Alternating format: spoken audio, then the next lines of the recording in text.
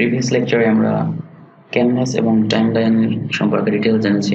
এরপর এই লেকচারে বা এই পর্বে আমরা দেখব কিভাবে মিডিয়া যেমন video, audio, picture, logo, animation everything কিভাবে ইম্পোর্ট করব আমাদের সেভ যেখানে সেভ আছে সেখান থেকে। তো সেই জন্য আমাদের এখানে ইম্পোর্ট মিডিয়া অপশন আছে, আবার এখানে আমি ইম্পোর্ট থেকে ইম্পোর্ট করতে পারবেন। সরাসরি এখানে ইম্পোর্ট মিডিয়াতে ক্লিক করলে চলে যাবে যেখান থেকে ভিডিও নিতে চাই সেখানে।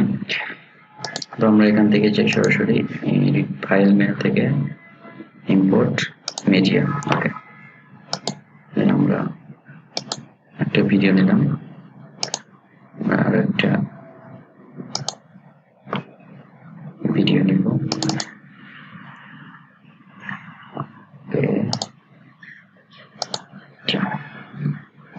এটা পিকচার নেই নাকি? পিকচার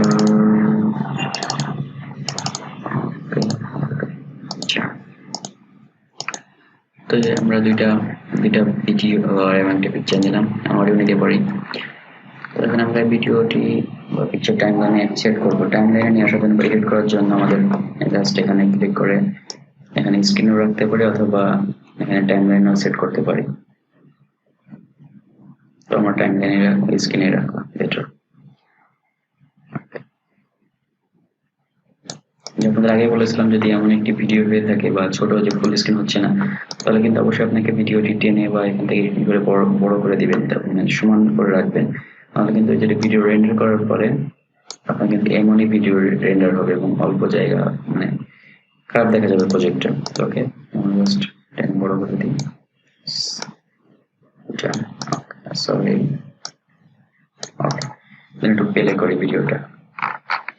কার্সরটা এখানে চলে আসছে নিচে।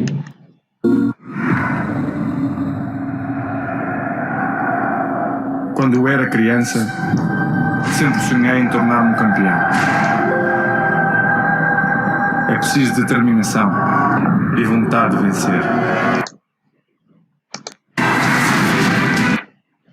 ওকে, তো এটার যে ভিডিওটা আমরা এখানে অ্যাড করবো সেটা আমাদের একটার পর একটা টাইমলাইনে অ্যাড হবে। এটা আমাদের আমরা এখানে অ্যাড করে বা টাইমলাইনে এখানে অ্যাড হবে। তো এখানে টাইমলাইনে আমরা এখান থেকে এডিট করতে হবে। তো এডিট করার জন্য এখানে জুম ইন, জুম আউট করলে আপনার জুম ইন করলে বড়ভাবে টাইমলাইনগুলো তখন নিখুঁত এডিট করতে সুবিধা হবে।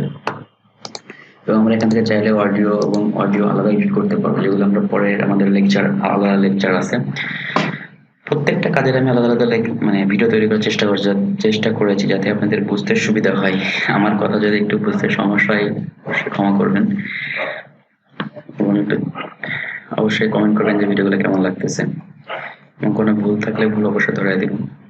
তো এভাবে আমরা খুবই সহজে ইম্পোর্ট করতে পারি মিডিয়াগুলো বা পিকচারগুলো, যেটাই বলেন না কেন। তো নেক্সট লেকচারে আমরা দেখবো কিভাবে কোনো ভিডিওর কোনো একটু অংশ ডিলিট বা স্প্লিট কিভাবে করব।